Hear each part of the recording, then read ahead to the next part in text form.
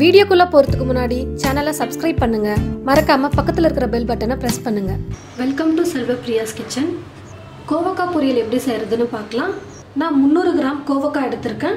கோவக்காவை first நல்லா wash பண்ணிட்டு தண்ணி எல்லாம் இல்லாம நல்லா ஒரு காட்டன் துணி போட்டு தொடச்சிட்டு அதுக்கப்புறமா இந்த மாதிரி மெல்லிசா நீளமா கட் பண்ணி வச்சிருக்கேன்.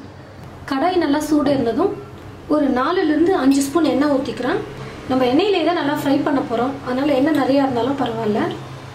எண்ணெய் நல்லா சூடு இருந்ததும் ஒரு 1/2 ஸ்பூன் சீரகம், 3 வரமிளகாய் லைட்டாக ஃப்ரை ஆனதும் கருவேப்பிலை கொஞ்சம். நான் கட் பண்ணி வச்சுருக்கிற கோவக்காயை இதில் போட்டுடுறேன்.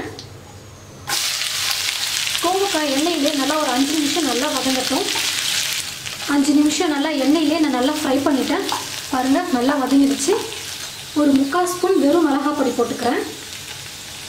1/2 ஸ்பூன் தனியாத்தூள், 1/2 ஸ்பூன் கரம் மசாலா, மஞ்சள் தூள் கொஞ்சம் போட்டு எல்லாத்தையும் நல்லா மிக்ஸ் பண்ணிடலாம். மசாலாவெல்லாம் நான் கோவக்காவோடு சேர்த்து நல்லா மிக்ஸ் பண்ணிட்டேன். உப்பு தேவையான அளவுக்கு போட்டுக்கலாம். இப்போது எல்லாத்தையும் நல்லா நான் மிக்ஸ் பண்ணிட்டேன். ஒரு 5 நிமிஷம் நம்ம மூடி போட்டு மூடிடலாம். காய் வேகணும்.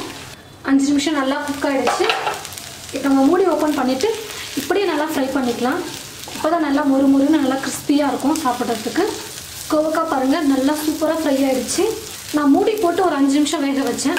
அதுக்கப்புறம் மூடி எடுத்துகிட்டு ஒரு 10 நிமிஷம் நல்லா மீடியம் ஃப்ளேமில் வச்சுட்டு நல்லா ஃப்ரை பண்ணிட்டேன். இப்போ நான் ஸ்டவ் ஆஃப் பண்ணிடுறேன்.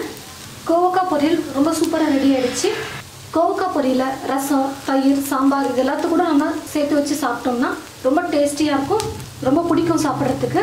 கண்டிப்பாக நீங்களும் உங்கள் வீட்டில் கோவக்காய் பொரியலை ட்ரை பண்ணி பாருங்கள். ட்ரை பண்ணி பார்த்துட்டு எப்படி இருக்குன்னு கமெண்ட் பாக்ஸில் கமெண்ட் பண்ணுங்கள். மற்றவங்களும் பார்க்கணும்னு நினச்சிங்கன்னா ஷேர் பண்ணுங்கள். மறக்காமல் செல்வப்பிரியாஸ் கிச்சன் சேனலை சப்ஸ்கிரைப் பண்ணுங்கள். தேங்க்யூ.